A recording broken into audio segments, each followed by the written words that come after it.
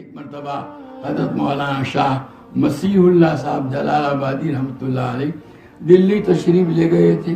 حضرت مولانا محمد یوسف صاحب دہلوی حضرت جی ثانی رحمۃ اللہ علیہ سے ملاقات ہوئی. دونوں بیٹھ کے باتیں کر رہے ہیں.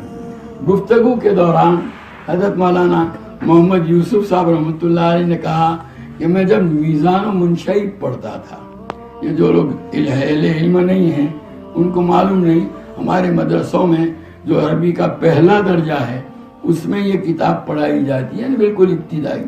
تو کہا اس وقت حضرت جی مولانا الیاس صاحب رحمۃ اللہ علیہ نے مجھ سے فرمایا، یوسف ابدال قطب بننے کا طریقہ بتلاؤں؟ تو ہمارا یوسف صاحب یہ واقعہ بیان کرتے ہوئے حضرت مولانا مسیح اللہ صاحب رحمۃ اللہ علیہ سے فرماتے ہیں کہ بغیر اب کتب اور ابدال کے مرتبوں میں غور کیے ہوئے، اور کیا غور کرتا، طفل مکتب تھا.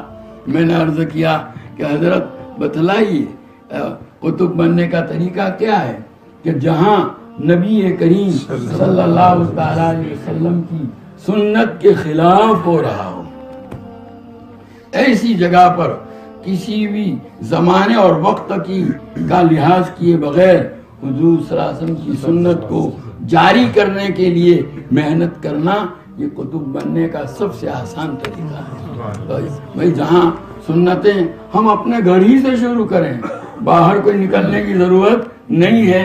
اپنے گھروں کا جائزہ لے لیں اور جہاں سنت چھوٹی ہوئی ہو ان سنتوں کو ہمیں اپنے اندر، اپنے گھر کے افراد کے اندر اس کو جاری کرنے کا